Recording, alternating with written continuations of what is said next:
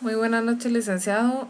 Es un gusto poder saludarle. En esta noche le voy a compartir un poco de la lectura y del resumen que llevé a cabo con respecto al tema asignado a la tarea 5 y 6. De momento voy a compartir la pantalla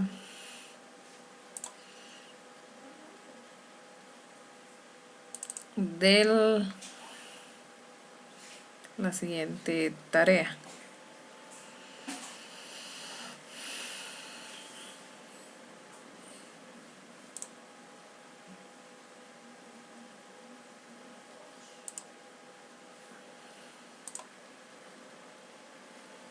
Como podemos ver,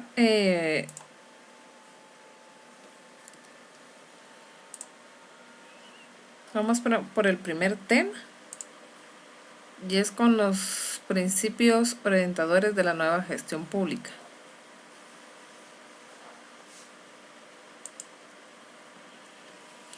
En el marco de este emprendimiento, el paradigma de la nueva gestión pública, en inglés New Public Management, se ha convertido en el cuerpo doctrinario o imperante en la agenda de la reforma burocrática en numerosos países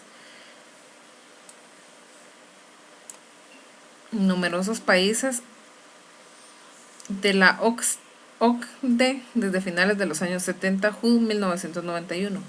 En esencia, los principios y técnicas que configuran el management público se presentan como un conjunto de iniciativas aplicables a todo tipo de organizaciones y caracterizadas por su neutralidad política, sobre todo en los Estados Unidos. Los principios que, según los autores, guiarán la acción modernizadora son las denominadas 5: reestructuración, reingeniería, reinvención, realineación y reconceptualización. Reestructurar significa eliminar de la organización todo aquello que no contribuye a aportar un valor al servicio o producto suministrado al público. La reingeniería. La reingeniería aprovecha las ventajas de la tecnología informática para promover un trabajo más inteligente que elimine el papeleo innecesario y redundante. Reinventar es crear en el seno de la administración pública una cultura empresarial que facilite la introducción de mecanismos de mercado y pensamiento estratégico en el sector público. Significa que de alguna manera la administración pública debe de aportar nuevas formas de poder servirle en todos los casos a los administrados o en todo caso a los usuarios. A la reinvención le sucede la realineación definida la estrategia del mercado. Los funcionarios tendrán que gerenciar el cambio de la estructura de la forma coherente y articulada con lo planificado.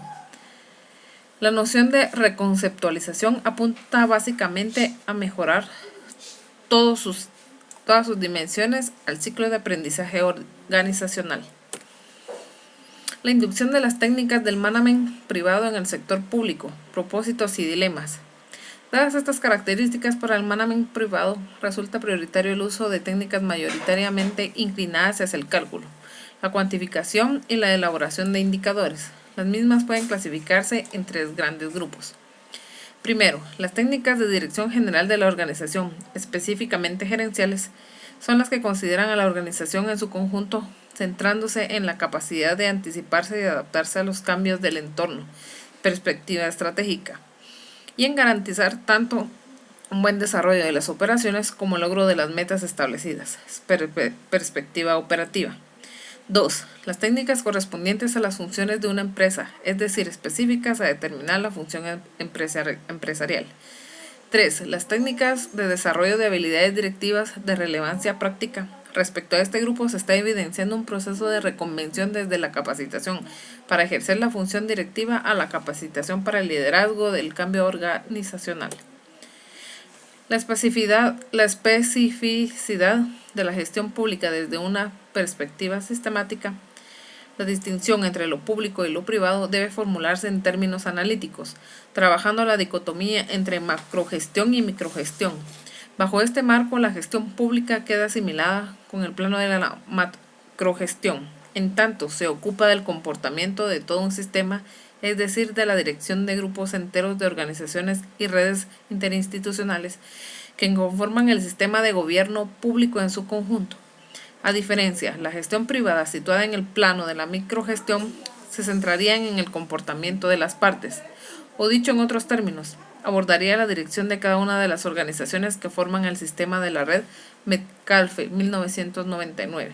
En consecuencia, el núcleo de los problemas de la gestión pública se ubica en el plano interinstitucional, lo que supone plantear soluciones alternativas a las pensadas para una sola unidad. En el siguiente recuadro podemos darnos cuenta de las confluencias y divergencias entre el sector público y entre el sector privado. En el primer recuadro podemos verificar que la administración pública actúa en condiciones singulares.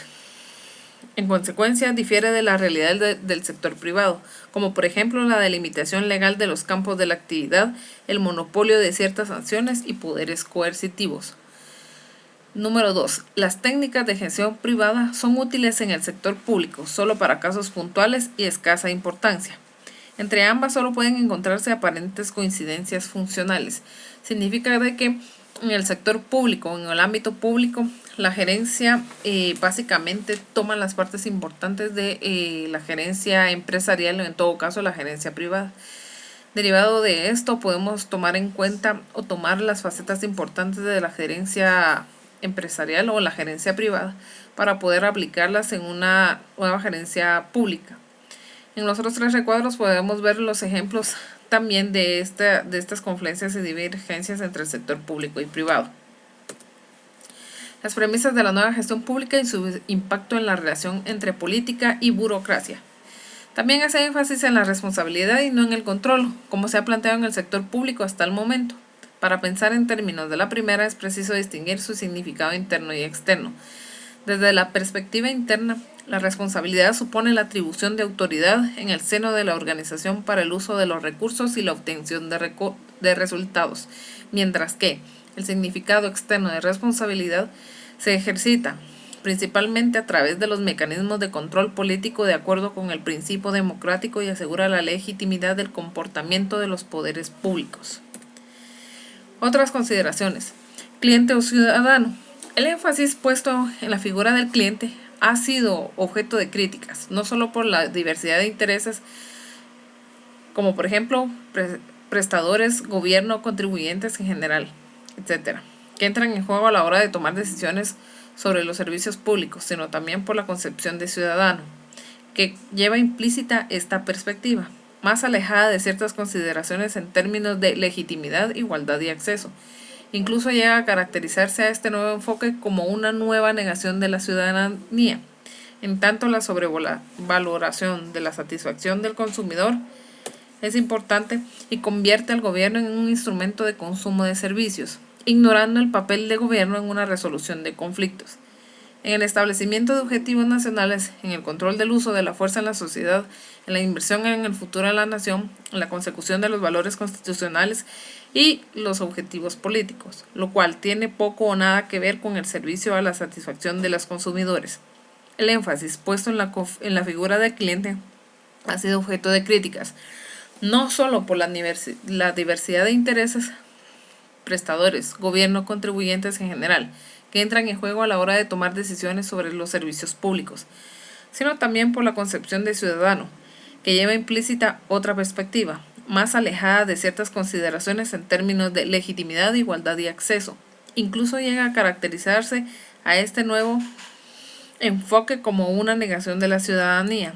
En tanto, la sobrevaloración de la satisfacción del consumidor convierte al gobierno en un instrumento de consumo de servicio, ignorando el papel del gobierno en la resolución de conflictos, en el establecimiento de objetivos nacionales, en el control del uso de la fuerza de la sociedad, en la inversión en el futuro de la nación, en la consecución de los valores constitucionales y los gobiernos políticos, lo cual tiene poco o nada que ver con el servicio a la satisfacción de los consumidores. ¿Qué es lo que significa esto? En tanto, ¿qué tiene que ver cliente o ciudadano? En este caso, lo que nos da a entender de que más allá de que un gobierno pueda establecerse en el enfoque como un ente administrativo y desarrollador de una nación, simplemente se ve utilizado de la forma ante los usuarios como para la prestación de un servicio público y que pueda servirse en todo caso a los ciudadanos que se sirvan de la administración pública para poder cubrir sus necesidades Mas, sin embargo, en este caso no se permite a una nueva administración pública para poder sacar adelante un gobierno, en el caso de desarrollar programas o proyectos que puedan hacer avance o de beneficio para toda la sociedad, sino simplemente se le utiliza como para poder servirse a la ciudadanía. Esto es todo de la presentación con respecto a la presente tarea, licenciado.